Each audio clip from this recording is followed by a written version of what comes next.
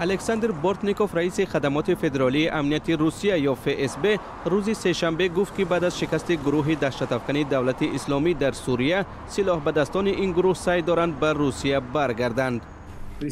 ما فعالیت‌های یک گروه از زادگان آسیای مرکزی را متوقف کردیم که هدف داشت در دوره جشن سال نو و معرکه انتخابات پرزیدنتی حمله‌های تروریستی از جمله بمبگذاری‌های مرگ طلبانه راه اندازی کند. از تروریستان مواد ترکنده و سلاح و مهمات مصادره شد. همچنان یک لابراتوری تروریستان محو کرده شد. رهبر خدمات فدرالی امنیتی روسیه گفت گمانبران روز 11 دکبر در نواحی اطراف مسکو بازداشت شدند، اما الکساندر بورتنیکوف دقیق نگفت که چه تعداد از شهروندان آسیای مرکزی را دستگیر کردند. در گذشته مقامات روسیه برخی از زادگان آسیای مرکزی از جمله تاجیکستان را به همکاری با گروه‌های افراطی و تشکیل حمله‌های مسلحانه متهم کرده بود. از جمله مقامات روسیه صادق آرتیقوف شهروند تاجیکستان را بازداشت کرده گفتند او به عاملان ترکش ماه اپریل امسال در متروی شهر سنت پترزبورگ ارتباط دارد.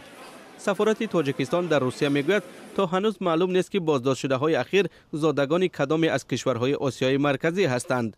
سرور بختی سخنگوی سفارت تاجیکستان روز 13 دکبر گفت از روی قانون‌های بین المللی اگر شهروندان خارجی دستگیر شوند مقامات دخلدار این کشور باید سفارت را در کوتاه‌ترین فرصت آگاه کنند، ولی او گفت سفارت تاجیکستان درباره بازداشت گروه از زادگان آسیای مرکزی رسما از مقامات روسیه هیچ حجت نگرفته است.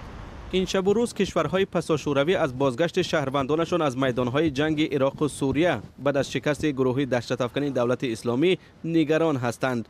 امسال دادگاه‌های تاجیکستان حداقل پرونده بیش از 10 نفر را بررسی کردند که بعد از شکست گروه دولت اسلامی از سوریه برگشتند. اخیراً مقامات ترکیه نیز گفتند که 10 شهروند تاجیکستان با شمول 1 زن و 5 کودک با گمان بازگشت از میدانهای جنگ سوریه در این کشور بازداشت شدند.